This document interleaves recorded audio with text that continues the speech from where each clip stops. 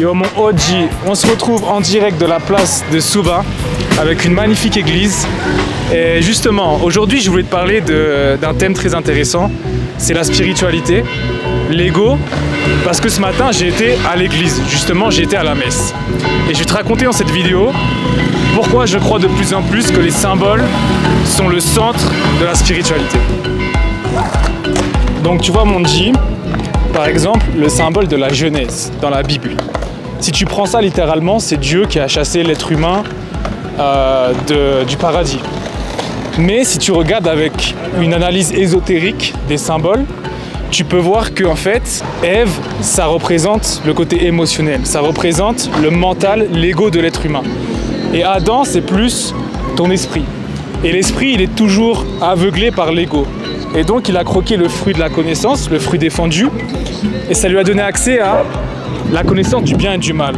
Et c'est dans ça que l'être humain devient triste, devient malade, devient fou, c'est avec l'ego. Et en fait, toutes les religions parlent d'une seule chose, atteindre Dieu. Dieu, c'est quoi? C'est un état de vibration supérieure, de conscience supérieure. Progresser en esprit, c'est passer à un niveau de conscience supérieure. Et pour accéder à Dieu, il faut détruire l'ego. Et donc, par exemple, la dépression, c'est quoi, mon G? C'est brûler ce que les Indiens appellent le karma. Et donc, par exemple, quand tu as des épreuves, tu brûles tout ce qui est mauvais en toi et tu détruis ton ego. Quand tu es en dépression, tu n'as plus d'identité, tu n'as plus cette impression d'avoir ta passion, de savoir qui tu es. Et c'est là que tu retrouves le chemin vers Dieu, c'est-à-dire l'esprit sans forme, omniscient, unique et omnipotent. Et c'est pareil dans le Coran, c'est pareil dans la Bible, dans la Torah, même le bouddhisme, c'est la même chose, les Indiens, c'est la même chose. Toutes les spiritualités du monde amènent au même point. Et c'est de ça dont je voulais te parler. Wait, Ok, your hand thank you. Ok. No, así. ¿Así es mejor? Si? Ok. Et du coup, mon G, c'est ce que j'ai essayé de faire avec mon livre Romantiser, réenchanter le monde. Il s'agit de spiritualiser les choses que tu vois autour de toi. Et quand tu lis tout avec un symbole, ça devient passionnant. Parce que du coup, c'est plus une question de Dieu qui te punit ou tu vas aller en enfer. En fait, l'enfer, ça devient quoi? Ça devient quand tu restes attaché au monde matériel. Le serpent, il rampe à terre et il veut te tenter avec le mal. Le mal, c'est quoi? C'est être enfermé dans le matériel, uniquement dans le matériel. Alors que Dieu, qui est dans le ciel, dans les hautes sphères, c'est l'esprit sans forme, sans limite. Et c'est l'amour. Apparemment, Dieu, ce serait uniquement l'amour.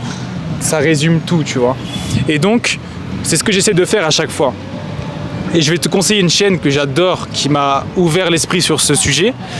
Donc voilà, je te mets le lien en description. Et pour finir, mon G, la question que je te pose, c'est qui es-tu? Et en fait, plus tu te poses cette question, plus tu te rends compte que, par exemple, quand tu rêves, tu as une personne qui observe tes rêves et il y a toi qui vis tes rêves. Et donc, quand tu te réveilles, c'est la même chose. Tu vas te rendre compte qu'il y a une personne qui parle dans ta tête et il y a quelqu'un qui observe ses pensées. Mais si tu restes bloqué uniquement là-dedans, tu vas voir tout autour de toi comme du matériel, comme quelque chose que tu peux toucher. Alors qu'au final, tout est une essence spirituelle, cette réalité qui existe au-delà de la matière. Ton âme cherche à retrouver sa maison, c'est-à-dire Dieu, c'est-à-dire l'esprit sans limite, sans l'ego, qui est purifié. Voilà mon G, je te dis à très bientôt. Dis-moi si ça t'intéresse en commentaire, c'est un sujet très spécifique, très particulier, mais que je trouve passionnant et qui est très important pour pouvoir progresser ensemble en esprit. À très bientôt. Ous.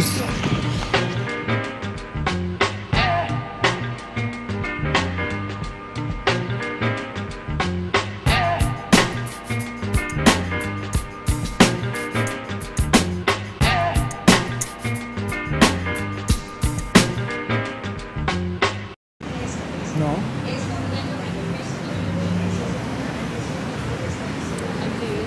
Qu'est-ce que c'est ça?